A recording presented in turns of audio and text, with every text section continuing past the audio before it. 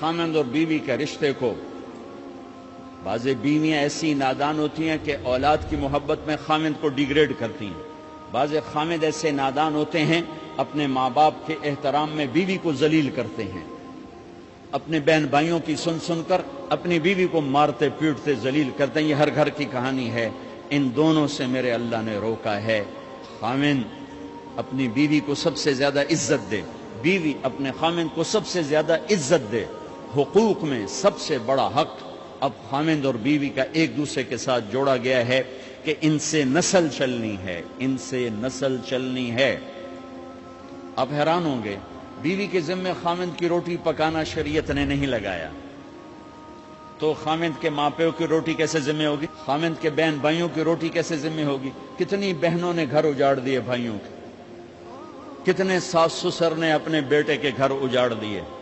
یہ چاروں طرف پھیلی ہوئی کہانیاں بتا رہا ہوں، کوئی خواب نہیں سنا رہا ہوں، کوئی باہر کی زندگی نہیں بتا رہا ہوں کہ جوائنٹ فیملی سسٹم بہت اچھا ہے اگر شریعت کا پتہ ہو، اور بہت برا ہے اگر شریعت کا پتہ نہ ہو۔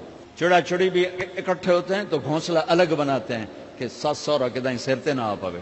شریعت نے یہ عورت آنے والی لڑکی کا حق رکھا ہے کہ اگر خامند کے پاس طاقت ہے تو اس کو الگ گھر دے، اگر وہ ڈیمانڈ کرے کہ آپ مجھے الگ گھر لے کر دیں، تو یہ ماں باپ کی نافرمانی نہیں، یہ حق تلفی نہیں، اس آنے والی کا حق ہے کہ اس نے تیری نسل کو سنبھالنا ہے۔ اگر یہ ساس کے بھی سنیں، سسر کے بھی سنیں، نندوں کے بھی سنیں، دیور کے بھی سنیں، پھر تیری بھی سنیں، تو یہ تو پاگل ہے، یہ بچے کہاں سے پالے گی؟ یہ بچوں کی تربیت کب کرے گی؟ یہ تو دن کو روئے گی کہ ساسا آکھے، رات کو روئے گی سو رہے آکھے، اگلے دن آکھے گی میں نے تو تیری بہن آکھے ہے۔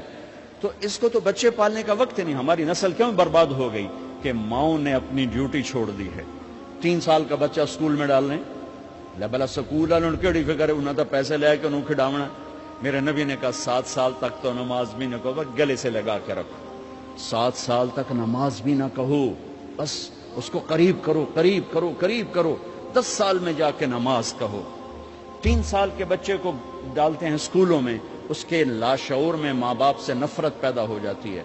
یہ میری اب بیتی ہے، اللہ نے مجھے تبلیغ میں لگا دیا تو شریعت پڑھنے کے بعد اللہ نے میرا سر جھکا دیا، ورنہ میں تو بالکل باغی ہوتا۔ تو میرے نبی فرما رہے ہیں 7 سال تک نماز بھی نہ کہو، بس سینے سے لگا کے رکھو تاکہ تمہاری صفات منتقل ہوں اور تمہاری محبت ان کے اندر منتقل ہو۔ تو جب بیوی پر پورے گھر کا بوجھ پڑ گیا تو وہ اپنے بچوں کو کب پالے گی اور بچوں کی کب وہ تربیت کرے گی؟ وہ تو صبح سے شام تک چولہے پر تھک چکی ہے، اور اوپر سے جو تانے ہیں وہ الگ ہیں، جلی کٹی، کبھی ساس کہہ رہی، کبھی سسر کہہ رہا، کبھی بہنیں، کبھی دیور، تو وہ تو بالکل بیچاری پاگل ہو جاتی ہے۔ کہیں اس کا الٹ بھی ہوتا ہے، آنے والی ایسی آتی ہے کہ پورے گھر کو تباہ کر کے ماں باپ کو بھی دھکا دلا کے اپنے خامند کو لے کے نکل جاتی، ایسا بھی ہے لیکن یہ بہت کم ہے۔ ابتدائی رشتہ خامند اور بیوی ہے، خامند اور بیوی یہ ابتدائی رشتہ ہے۔ اللہ نے آدم کو بنایا اور حوا کو ساتھ بیوی بنایا، اولاد بعد میں دی۔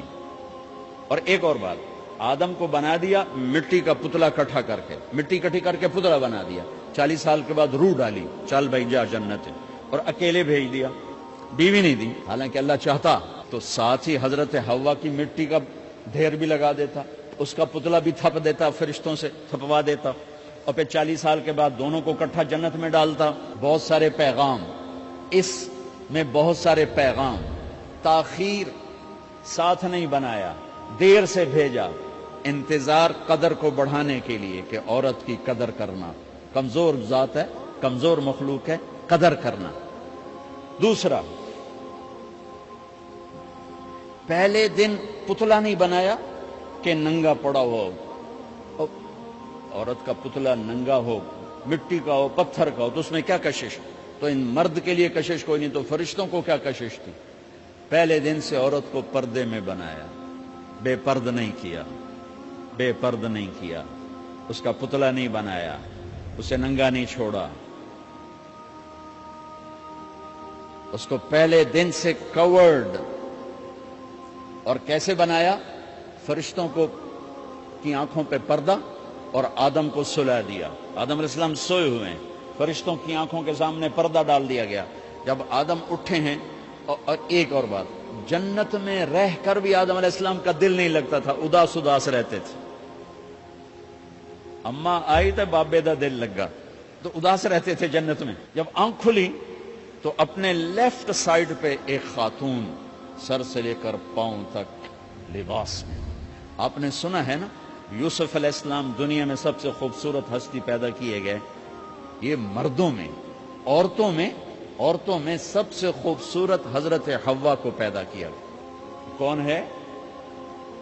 کہتے ہیں اللہ کی آدم تیری بیگم.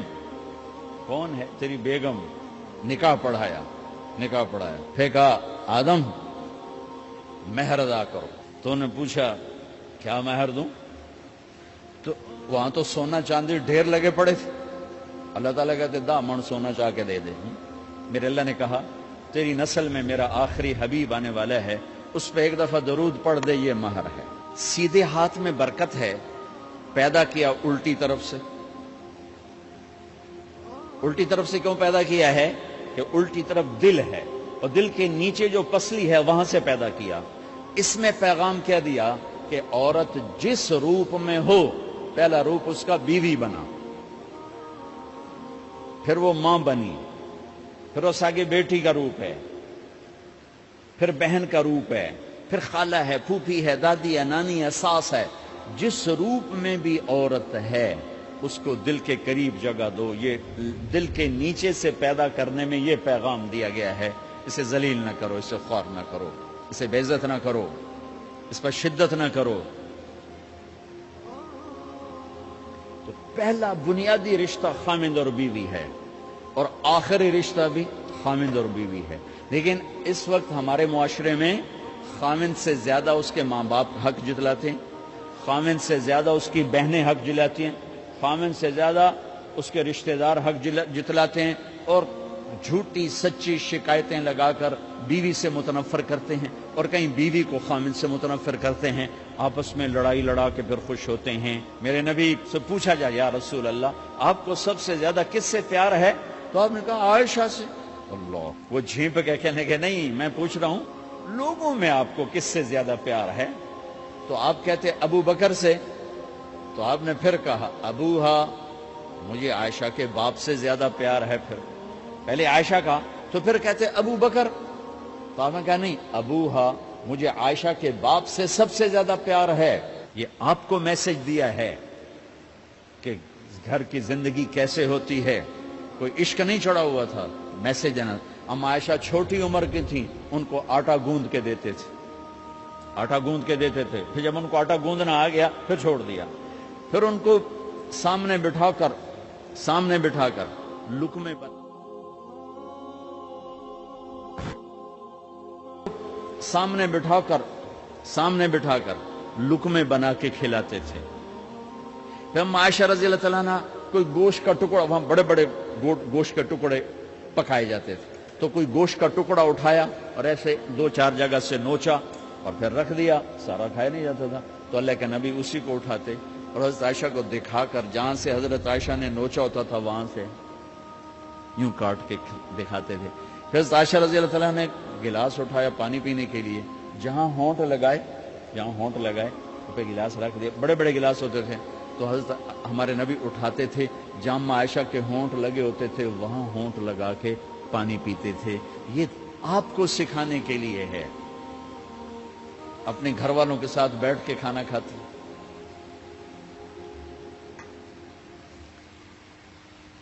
یہ میرے نبی کی معاشرت ہے، یہ میرے نبی کی زندگی. گھر میں جھاڑو دیتے، اپنے کپڑے خود دھوتے. کوئی چیزیں بکھری پڑی ہوتی تو بیوی کو نہیں ڈانٹتے، خود اٹھ کے سیٹ کر کے رکھ دیتے. گھر والوں کے ساتھ مل کر برتن دھوتے، صفائی کرتے، گھر والوں کے ساتھ مل کر. یہ میرے نبی کی ایک خوبصورت زندگی ہے. بھائیوں بہنوں، ہم بھلا چکے ہیں. بیوی کے لیے خامد کو سب سے بڑا حقدار. بعض لڑکیاں ایسی نادانی کرتی ہیں کہ شادی کے بعد بھی اپنے ماں باپ کی آنکھ کو دیکھ کے چلتی ہیں. شادی کے بعد سب سے بڑا حق خامد کا ہے. شادی کے بعد سب سے بڑا حق خامد کا ہے. ماں باپ پیچھے چلے جاتے ہیں، بہن بھائی پیچھے چلے جاتے ہیں. لیکن یہ نادانیاں بھی دیکھنے کو ملتی ہیں کہ شادی کے بعد بھی ماں باپ اپنی بچی کو اپنے قابو میں رکھنے کی ترتیبیں سوچتے ہیں تو وہ بھی اپنی بچی کا گھر برباد کر دیتے ہیں۔ میرے نبی سے پوچھا گیا یا رسول اللہ عورت پر سب سے زیادہ کس کا حق ہے؟ تو آپ نے فرمایا اس کے خامند کا۔ ایک خاتون ہے، یا رسول اللہ میری شادی ہو رہی ہے تو میرے اوپر میرے خامند کا کیا حق ہے؟ تو آپ نے ارشاد فرمایا تیرے خامند کے جسم پر زخم ہو، زخموں میں پیپ پڑ جائے اور تو اپنی زبان سے چاٹ چاٹ کے زخم صاف کرے تو تو نے اپنے خامند کا حق ادا نہیں کیا۔ خامند کو سمجھایا کہ سب سے بہترین مسلمان وہ ہے جو بیوی سے اچھا سلوک کرتا ہے، اور میرا سب سے اچھا سلوک ہے اپنی بیویوں کے ساتھ، یعنی قاب قوسین او ادنا آپ کا مقام ہے، اللہ پاک کا دیدار اپنی آنکھوں سے کیا ہوا ہے، اور آپ ہمیں معاشرت سکھا رہے ہیں کہ ایک جہاد کے سفر سے واپس آ رہے ہیں، اما عائشہ ساتھ ہیں، تو آپ نے صحابہ سے کہا بھئی آگے چلے جاؤ، وہ سارے آگے چلے گئے۔ جب سارے نظروں سے غائب ہو گئے تو آپ نے کہا عائشہ دوڑ لگاؤ گی میرے ساتھ؟ عائشہ نے نہیں کہا، میرے نبی نے کہا دوڑ لگاؤ گی؟ آج کل کا کوئی علامہ بھی یہ نہیں کرے گا۔ عائشہ دوڑ لگاؤ گی میرے ساتھ؟ کہا جی لگاؤں گی۔ تو دوڑ لگائی تو عائشہ فرماتی ہے میں آگے نکل گئی، اللہ کے نبی پیچھے رہ گئے، چاہے آپ جان بوجھ کے آستہ ہوئے ہوں ان کی دل جوئی کے لیے۔ کچھ سال گزر گئے، پھر جہاد کے سفر سے واپسی ہو رہی ہے تو آپ نے صحابہ سے کہا بھائی آگے چلے جاؤ، تو سارے آگے چلے گئے، غائب ہو گئے۔ عائشہ دوڑ لگائیں؟ کہا جی لگائیں۔ تو فرمایا کہ ان دنوں میں ذرا موٹی ہو گئی تھی، جب دوڑ لگائی تو اللہ کے نبی آگے نکل گئے، تو پھر آپ نے کہا عائشہ ہذہ بتلکا، عائشہ اب تیرا میرا حساب برابر ہو گیا، اس دفعہ تو آگے نکل گئی، آج میں آگے نکل گیا۔ یہ میرے نبی کی معاشرت ہے کہ بھری محفل میں کہہ رہے ہیں مجھے عائشہ سے سب سے زیادہ پیار ہے۔ اور عرب میں عیب تھا، جیسے ہمارے ہاں بھی عیب ہے کہ کوئی بھری محفل میں کہ مجھے بیوی سے سب سے زیادہ پیار، تو تیری ماں کتنے گئی؟ ماں کا اور خانہ ہے، بیوی کا اور خانہ ہے، ماں کی اور جگہ ہے، بیوی کی اور جگہ ہے۔ تو میں آپ سب سے کہتا ہوں ماں باپ کی وجہ سے بیویوں پہ زیادتی نہ کرو، بیوی کی وجہ سے ماں باپ